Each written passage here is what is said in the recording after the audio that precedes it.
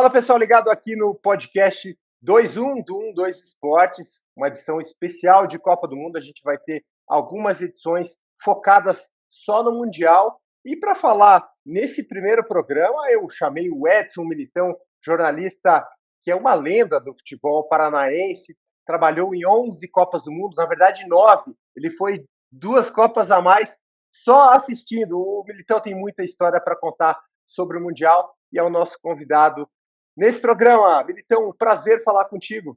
Prazer é meu, Fernando. Muito obrigado pelo convite. E olha, eu sempre fui um apaixonado por Copa do Mundo. Olha, desde criança jogava botão. Então, Copa do Mundo, para mim, quando bate, bate forte, porque é uma coisa de infância, sabe? E, então, para mim, é muito legal conversar com você sobre isso. Legal. Para quem está nos assistindo agora, deixa aí o seu like, se inscrevam no nosso canal, que nos ajuda a entregar esse conteúdo para mais gente. Militão, queria começar tentando fazer uma pergunta para você, que é exatamente o que você tinha falado, essa paixão, esse amor pelo Mundial.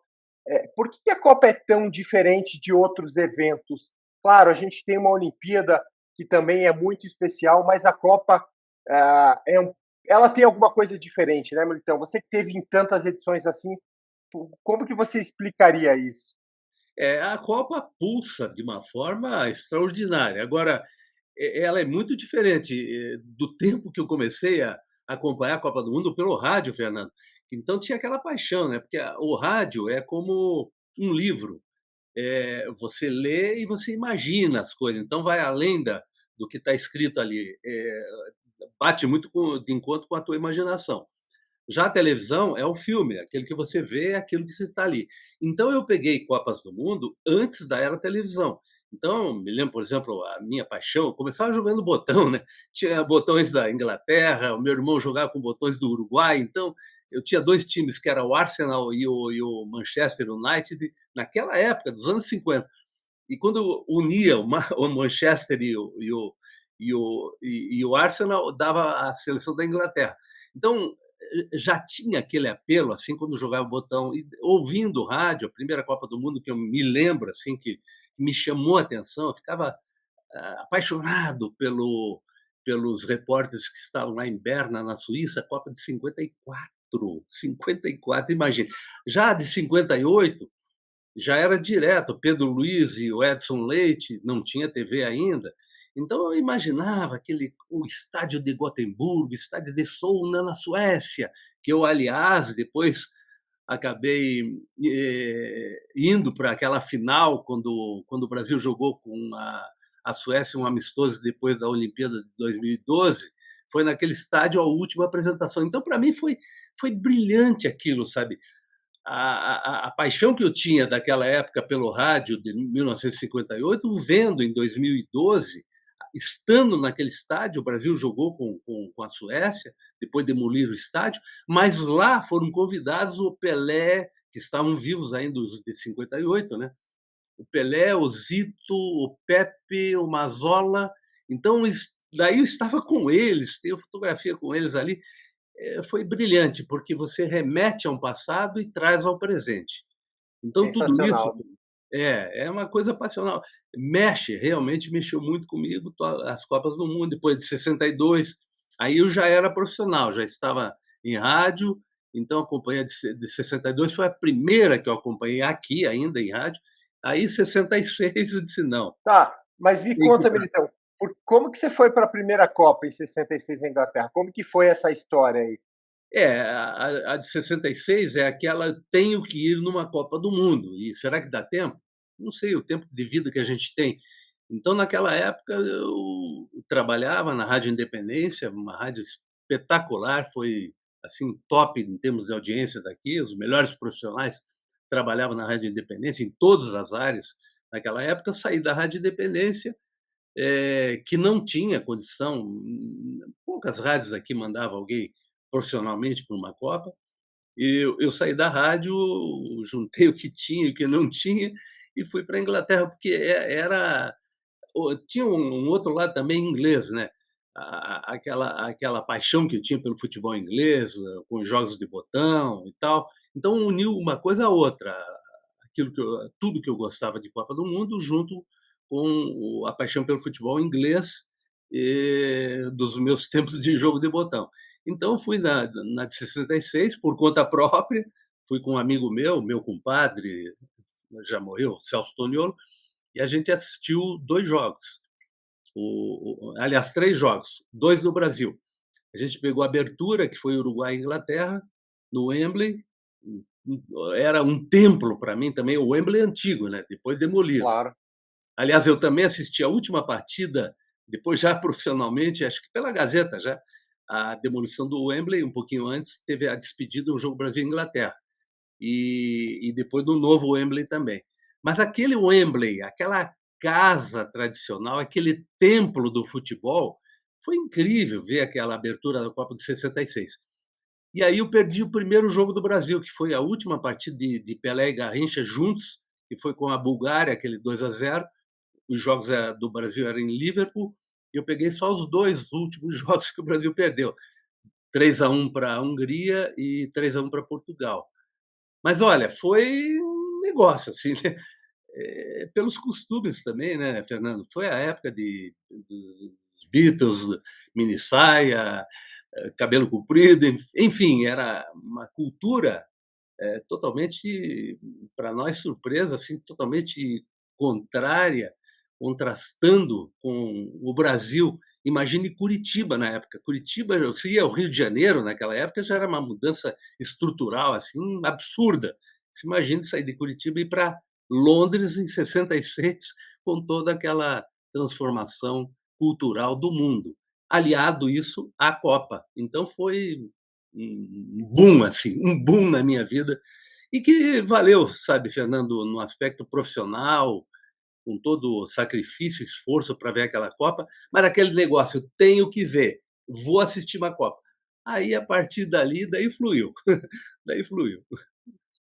Essa Copa de 66, você foi, então, para assistir. A partir de quando que você foi Pois é, trabalhando daí já? aí que está, né? Daí para de 70, eu trabalhava na Rádio Clube e tive um convite para ir para a Rádio Colombo, que estava contratando os melhores profissionais da época, fez um timaço de equipe esportiva, e eu condicionei, que eu estava muito bem na Rádio Clube, aí eu condicionei, disse, não, eu saio desde que eu seja enviado especial para a Copa do México, que transmitir, a Rádio Colombo não ia transmitir. Daí o diretor da época, Ervin Bonkoski, concordou, fizemos um contrato, fotografia e tal, onde eu seria o emissário da rádio.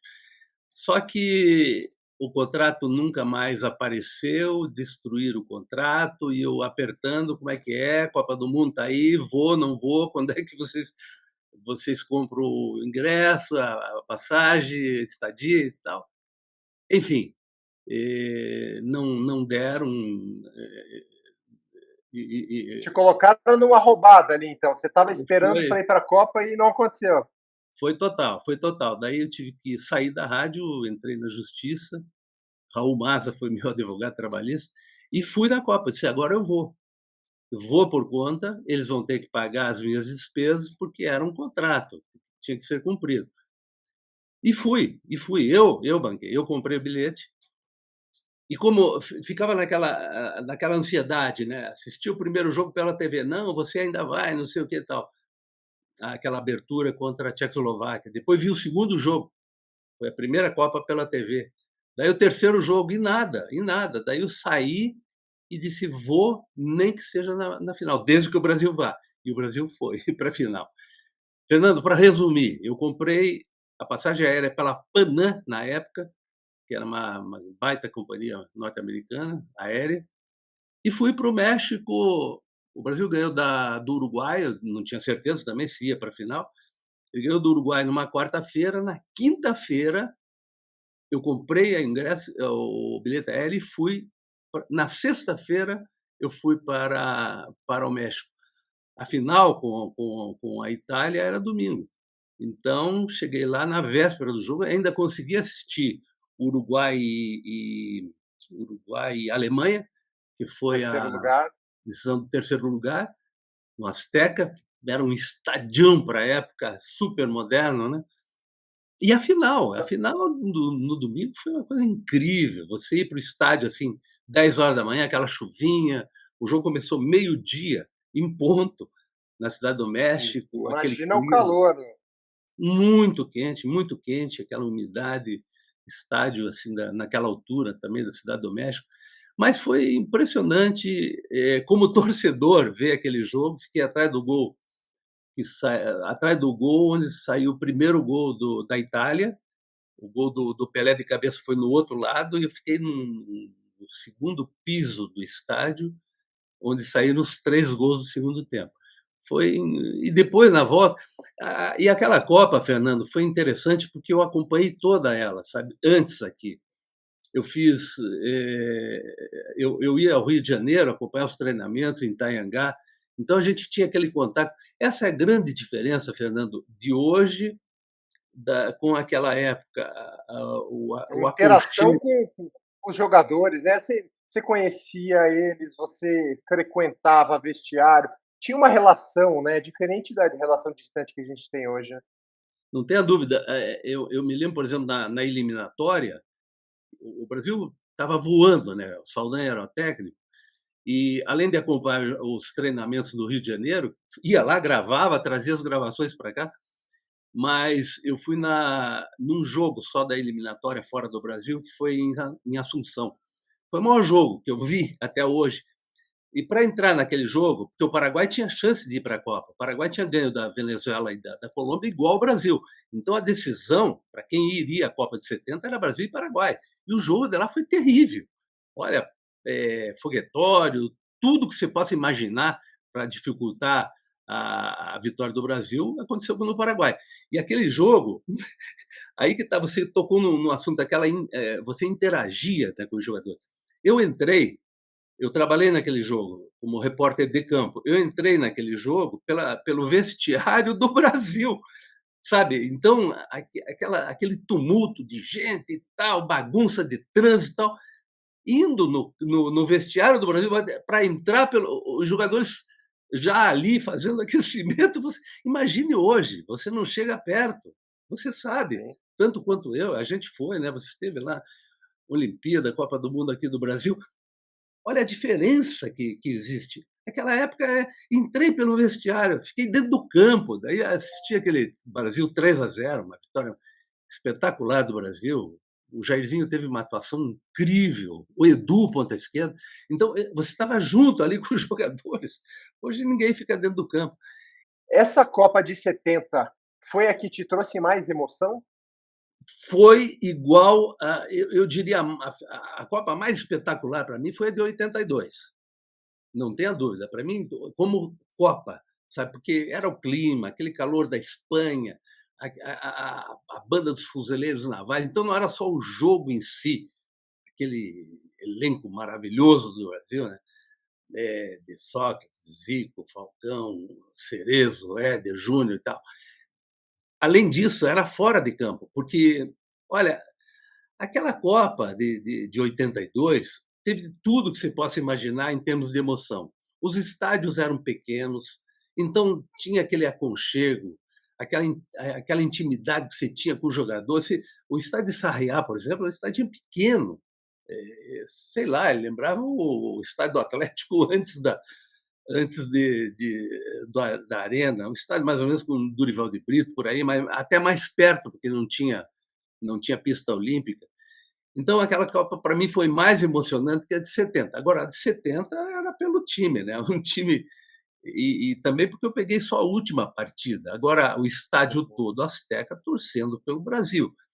Então, é aquele contágio daquela seleção também incrível de 70, evidentemente que emocionou. Agora, a Copa como um todo, porque aí eu já fui profissionalmente na de 82, desde o início. Eu peguei, estive lá, treinamentos, você tinha aquela intimidade com os jogadores, o Tele Santana conversava com você, que dificilmente acontece aqui, é só treino fechado. Ela não tinha essa de treino fechado. Então, isso diferenciou muito, Fernando, as Copas de um tempo para cá. Eu diria que o divisor das águas foi na Copa de acho que de 90. Até certo ponto, a de 98 começou a ser ela mais profissional, digamos assim, ela mais Circo de Soleil, porque até então era aquela coisa assim, meio amadora até, meio amadora. Aham. Eles eram profissionais, mas o sentimento do público em campo, você não tinha, por exemplo, cadeiras numeradas, que elitiza o futebol. Bacana, tal, O, conforto pa- maravilhoso. é o padrão FIFA, né, Militão? Exatamente, quando começou o padrão FIFA, ficou muito, no meu entendimento, assim, muito artificial. Bom num aspecto, evidentemente, de conforto, de tecnologia, a o avanço da televisão, mas aquele sentimento de torcedor, olha, a diferença é muito grande. Hoje você eu me lembro, por exemplo, na Copa de 98, na França, termina aquele é o show, terminou o show, você vai para casa normal. A de 82 não, a choradeira continuava, o show fora do campo das torcidas continuava. Eu lembro, por exemplo, dos argentinos chorando pela perda das Malvinas, depois daquele 3-1, que para mim foi o maior jogo do Brasil, a maior apresentação que eu vi na minha vida da seleção brasileira, além do 4-1 contra a Itália, claro, ao vivo, foi aquele 3-1 contra a Argentina. A Argentina era campeã do mundo. E aí termina o jogo. O Brasil faz uma apresentação espetacular. Estava ganhando 3-0, ainda tomou um gol no finalzinho de falta, mas a torcida argentina é aos prantos, assim, chorando não só pela derrota, mas pela derrota das Malvinas. Então você misturava as coisas, era muito diferente do que a gente tem hoje. Hoje é frio. Até quando o Brasil perdeu a Copa de 86, no México, que para mim foi um mundial cover, porque era de 70, mas não tinha nada, não tinha apelo nenhum daquela Copa de 70. Eu saía normal, eu via companheiros meus assim, perdeu uns pênaltis para a França, e daí, sabe, já era uma coisa assim que não. E ainda tinha nos estádios mexicanos um resquício daquele futebol saudoso, daquele estádio saudoso. Se você fosse fazer um ranking, qual Copa foi a pior, assim, no aspecto geral para você ir? Eu acho que a de 94 foi mais insossa, assim, para você ou não? Foi. É uma incoerência, né? O Brasil ganhou a Copa, mas ela é que nos Estados Unidos, e você veja um detalhe, Fernando, foi a Copa que teve maior público até hoje. Foi o maior público da história em Copa do Mundo foi nos Estados Unidos. Segundo foi a de 50 no Brasil, até hoje, na história. Mas naquela Copa, o ruim é que, primeiro, os estádios eram muito distantes, os estados muito distantes, então, para você se deslocar. Outra coisa, adaptação, porque a diferença de um estádio americano, como aquele de Palo Alto, por exemplo, quando o Brasil jogou a primeira fase, para estádios como o de Sevilha, o estádio Sarriá, é que aqueles eram estádios pequenos, mas aconchegantes para o futebol.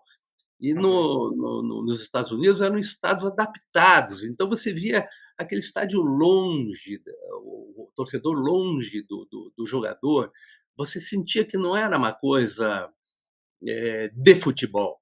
A imprensa americana, se abria o jornal no outro dia, dividia com outros esportes americanos. Então, para mim, foi a Copa mais insossa, apesar do Brasil ter ganho. E a outra Copa, para mim também, uma das piores de todas que eu vi, foi da Itália. A Copa da Itália foi chata. Primeiro pelo time do Brasil, né? O Lazzaroni, com todo respeito, mas não somou absolutamente nada, uma confusão. O Ricardo Teixeira estava entrando, era um novilho, não conhecia nada em termos de administração, então era uma seleção totalmente perdida. Já tinha estádios bons na Itália, evidentemente, um país muito bem estruturado, mas foi uma Copa muito ruim. Eu diria as duas piores Copas foram as de 90 e 94. E, Militão, se você fosse contar para a gente assim um bastidor, uma curiosidade, uma cena mais diferente que você viu numa Copa, coisa que você não esperava, o que que seria isso? Puxa vida, olha, eu posso dizer pelo nosso lado, assim, de cobertura, porque pela Gazeta do Povo, eu estive de 94 até 2010, foram as Copas que eu fiz com a Gazeta. E aí, Fernando, só para você ter uma ideia, né, na de 94 nós estávamos em 2 profissionais, 98 a gente estava em 3 profissionais. A de 2002, Coreia e Japão, nós fomos com 5 profissionais, sendo 2 fotógrafos. Primeira vez que a Gazeta levou. A 2006, nós fomos com 6 profissionais, sendo 2 fotógrafos. E a 2010, fomos com meia dúzia de profissionais também, sendo 2 fotógrafos. Nessa de 2010, a de 2006, por exemplo, foi, aliás, a de 2002, que o Brasil foi campeão, foi a Copa mais difícil de cobrir. E eu era encarregado logístico. Você imagine, você está com 6 profissionais, ser o responsável, em 2 países, na Ásia, Japão e Coreia, em 7 cidades diferentes, e com o imprevisto do que vai acontecer dependendo do resultado. Então, você tem que ter uma gama de informações e de preparos, de pré-preparos para hotel, para estadia, para viagem, trem, avião, Plano A, plano B, plano C, plano D. exato, isso, era um abecedário, era de A a Z para você conseguir contornar esse logístico. Mas ela foi tão espetacular, e também os profissionais, vamos aí aqui colocar, né, os fotógrafos, Socó, Edson, o Rodrigo, todo o pessoal que esteve, né, nessa Copa do Mundo, foram tão espetaculares que a gente se adaptava a tudo. Mas a Copa que me chamou a atenção, naquilo que você eh, perguntou assim em detalhe, foi a da África do Sul, que a gente estava com o Albari e o Rodolfo, não, o Albari e o Walter Cyr, de fotógrafos. Só que, e aquela Copa também foi espetacular, que a gente saiu aqui de Curitiba, a gente foi com o avião da seleção. A seleção partiu de Curitiba e a gente conseguiu, tinha um bom trânsito na CBF, a gente conseguiu ir junto com a seleção, no mesmo voo, e até então o Albari não tinha credencial, então era muito complicado. Eles deram uma só para fotógrafo e 4 para profissionais de texto, e a gente estava na dúvida, a direção da Gazeta e eu, será que o Albari vai porque ele estava preparado? Aí eu disse: não, o Albari tem que ir. A gente dá um jeito, na pior das hipóteses, ele cobre treinos e o dia a dia fora do estádio. Aquela curiosidade sobre Mandela, sobre. Enfim, e que sempre tem em Copa do Mundo. Né? O Albari foi. E aí, lá, num dia de treinamento da seleção, estava o diretor, o chefe de imprensa da FIFA. Eu fui conversar com ele e disse: Albari, vem aqui, bata a foto. Ele bateu uma foto, a gente fez uma materinha da FIFA sobre profissionais de imprensa que estavam cobrindo aquela Copa. Aí terminou a entrevista, eu falei para o. Eu não me lembro o nome do responsável pela assessoria de imprensa da FIFA. Eu sei que eu falei com ele, ele disse: olha, esse rapaz que bateu a foto de você, o Albari, está aqui para fazer a cobertura, só que até agora não tivemos como credenciá-lo. Você tem como credenciar? Ele disse, pegou o meu telefone, pegou o nome do Albari e a gente ficou na expectativa. Vai que ele telefona e diz: olha, você vem aqui, que eles alugam um prédio, né? Eles fretam tudo lá e a credencial dele a gente vai ver. Daí eu fui lá, subi o Albari no carro, a gente conseguiu credenciar o Albari durante a Copa do Mundo, o que é muito difícil. Então foi Sim, uma curiosidade assim que a gente tem dentro do meio profissional. sim. E E, Militão, tem que ter muito jogo de cintura, você tem que ter relações com as pessoas, né? Conversar com todo mundo e ter essas trocas aí para conseguir trabalhar, para conseguir, como você falou, uma credencial ali para o Albari. Acho que deve ter outros casos aí que o teu networking, o teu relacionamento te ajudou muito, né? Sim, porque era uma coisa que a gente queria fazer, como sempre fizemos, absolutamente imparciais, independentes, sem favor nenhum de CBF. Por exemplo, quando a gente ia, o avião da seleção, a seleção abria para a Rede Globo, abria para a Folha de São Paulo, para pago, aliás, um valor maior do que o normal que a gente pagaria num voo de carreira. Então, a gente tinha que ter esse relacionamento, mas com independência absoluta, que a gente sempre teve com a entidade. Então, aí você tem que ter um certo jogo de cintura e mostrando profissionalismo, que foi reconhecido nesse tempo todo por todos os grandes jornais, Globo, Estadão, Folha, que sempre acompanharam, eles viam a força que a Gazeta tinha de ir em Copa do Mundo com vários profissionais e com o Tostão, por exemplo, ficava muito amigo nosso. O Tostão era colunista da Folha e em todas essas coberturas, ele estava muito junto com. E ele é um profissional extraordinário, assim como pessoa também, uma pessoa independente, uma pessoa pura. Então, o Tostão tinha um relacionamento e gostava muito da gente, ele gostava muito do Rodrigo, é, pela forma de um jornal que era regional na época, apenas regional, e fazendo as coberturas fortes, com vários profissionais, cobrindo.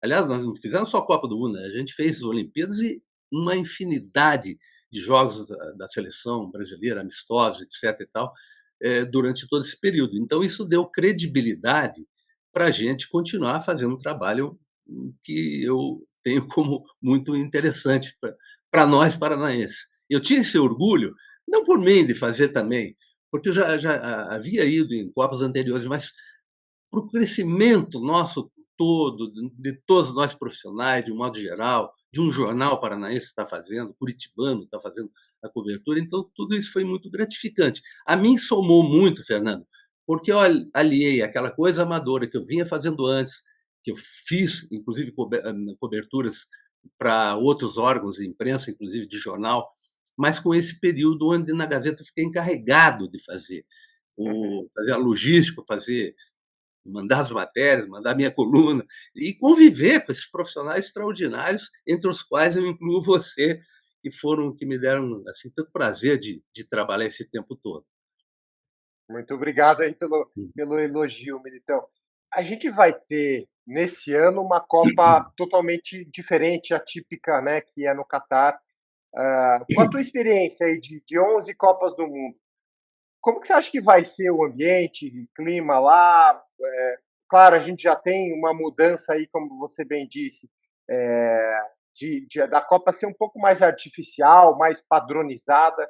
Mas como que você acha que as coisas vão andar lá no Catar, nesse sentido de ambiente mesmo?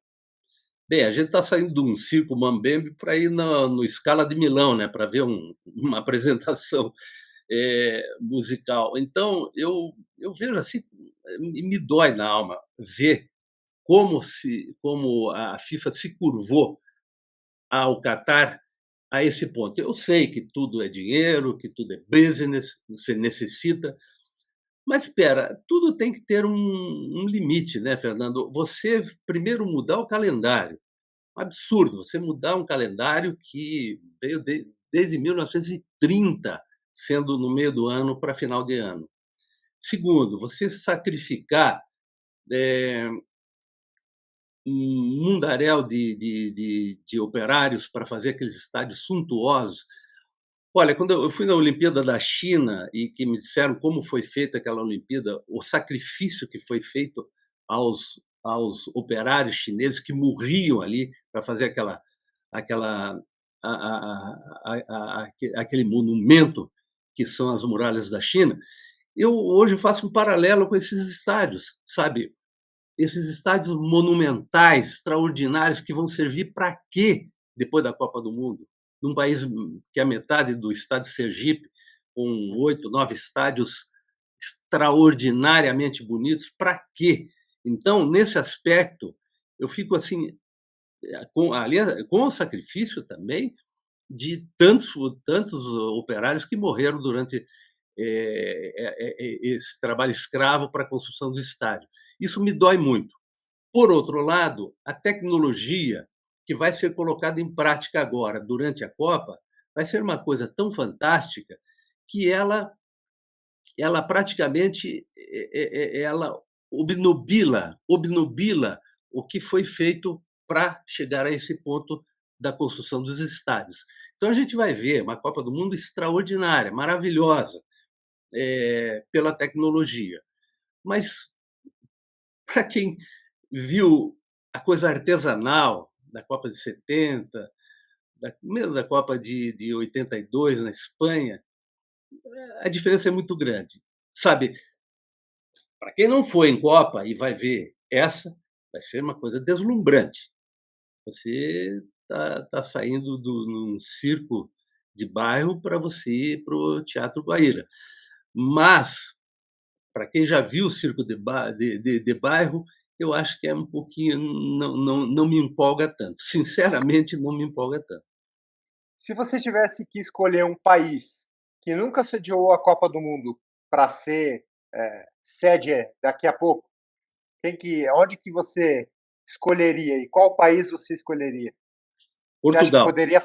poderia fazer uma Copa aí, relembrando aí os velhos tempos? Portugal? Portugal.